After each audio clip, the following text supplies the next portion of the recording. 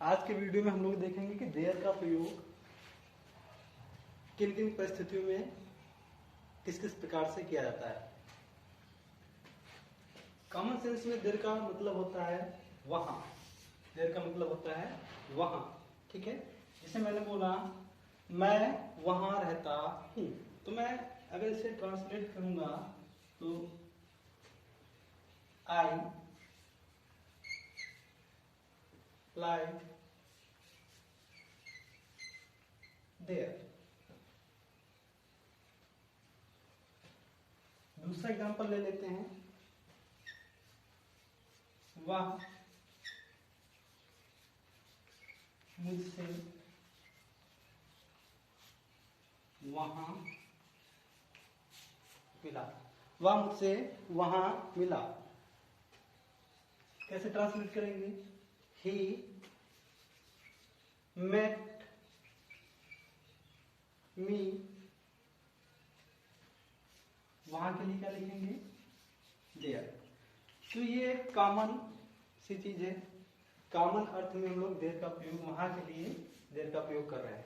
लेकिन अगर वाक्य में आ जाए, कभी भी हो ऐसे वाक्य जिन वाक्यों में कर्ता तो उपस्थित हो लेकिन कर्म उपस्थित ना हो, यानी कोई भी ऑब्जेक्ट ना हो, ऐसे वाक्यों में एक एग्जांपल देते हैं हम लोग। जैसे मैंने कहा एक लड़का है। कौन है? एक लड़का है।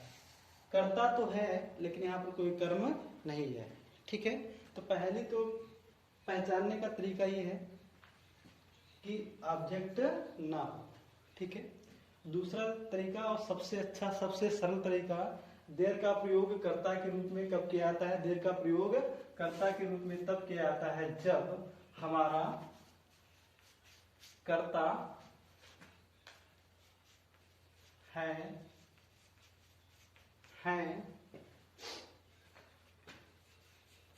था, थी, थे के बिल्कुल समीप हो,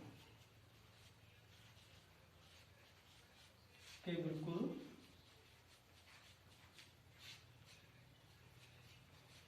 समीप हो, या ऐसे कह सकते हैं बिल्कुल समीप हो, या बिल्कुल हमारी सहायक क्रिया है, था, थी, थे इनसे बिल्कुल पास में बिल्कुल सटा हुआ हो। जैसे हम यहाँ पर देखेंगे एक लड़का है। लड़का कर्ता है ना, किसके पास आया है के पास। तो अगर हम इसे इस तरह से ट्रांसलेट करते हैं आ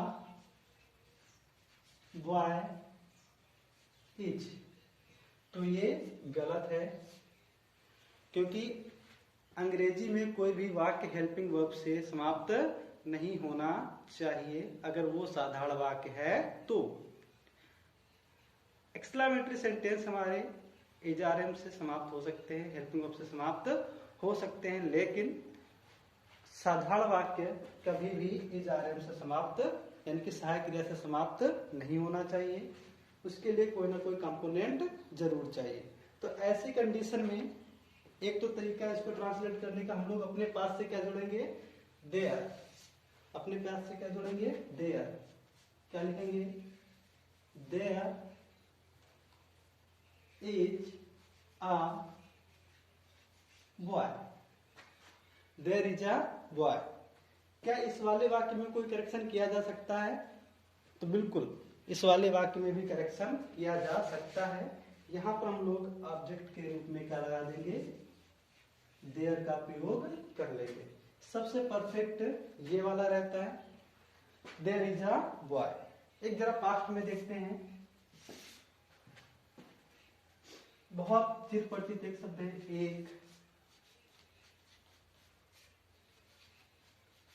एक राजा था। क्या बोलोगे? अ किंग वाज, या तो ऐसे बोलोगे अवाज किंग। ये दोनों ही क्या है? गलत है, ठीक है। हम लोग राजा किसके पास आया? था के पास आया। किससे बनाएंगे? देयर से। There was a king. There was a king. I hope आप लोगों को समझ में आया होगा कि देयर का प्रयोगकर्ता के रूप में कब और किन किन परिस्थितियों में किया जाता है। Thank you.